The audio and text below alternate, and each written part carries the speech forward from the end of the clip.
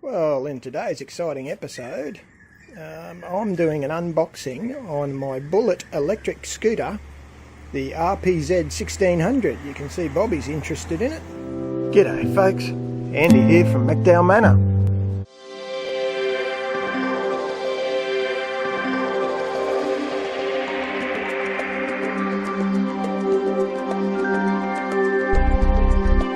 Inside, the box has a steel frame, which is good, means there's less chance it's going to get wrecked on the way over. Those wire ties clearly hold it down so she doesn't move around. So I'm just going to undo those wire ties and see how we go getting it out the side there. Left in the frame we have the chassis and the steering column, and also a light which is attached to the steering column by a cable, as you'd expect. Over here, I'll try not to spin you too quickly, I have a seat column, and a whole bunch of the battery recharger and a couple of little tools and things. Now I did a very un-Andy-like thing and actually went and downloaded the manual.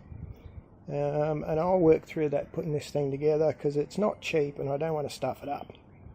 Alright, let's start up. What I'm currently doing is taking those screws out on the bottom corners. I've done the front too.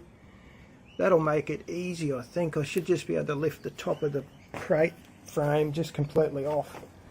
I'll screw it back together then, and I will keep that in case something goes wrong and I need to send it back. A few minutes later, 4 screws, bolts undone, and the beastie is free of the box. I've folded down that front wheel because the bloody thing's heavy.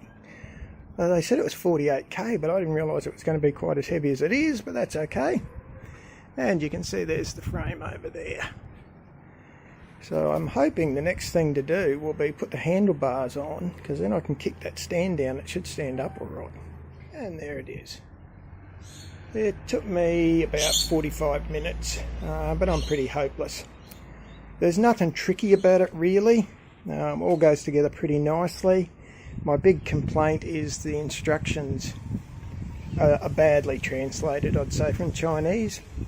You know, that's common enough, I guess. So it said, for example, take off the base plate there as shown. Guys, actually you didn't show us how to take the base plate off. Now, I mean, a bit of dicking around and you work out, oh look, there's a few screws on each side there. You go to lift it up, it won't come up, so you figure, oh, there's got to be something under the back holding it down, and there's 2 little slides that go like that. So like I say, I mean, it's not a shocker. And I am very happy with the strength of the build. I'm very happy with pretty much how it went together, except I'm not convinced I've got that bottom seat peg on properly. I think it should go all the way through, but I can't get it to do that, even though it looks pretty lined up. So I'll dick with that a bit more. I'm going to charge it up now. That'll be probably overnight, but you can see it's a good looking little thing. Now, I don't really want to ride this thing on the road. I don't want to go, you know, I'm an old bloke. Have a look at me. I don't want to go hooning around. I just wanted something that could take me up to the shop when I've got to do those trips for 1 or 2 things, you know.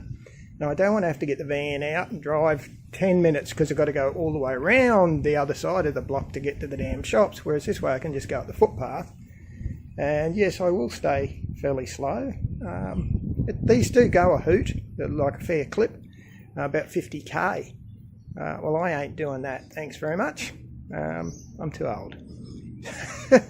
So I'll just use it locally around the shops. When I get the helmet turn up and I get this thing charged, I'll do another clip just to show you how it works. That way it should be obvious whether I've fallen off or not, and you'll get a laugh if I have, I guess, so long as I haven't broken anything permanent. Alright folks, so that's a quick overview of how that went together. Summary is pretty good.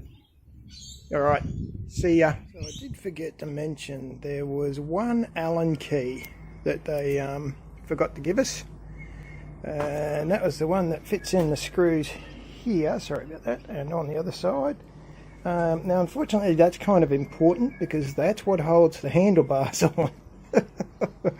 You know, I had a spare Allen key, so it wasn't a big issue for me, but could be for some people, I suppose.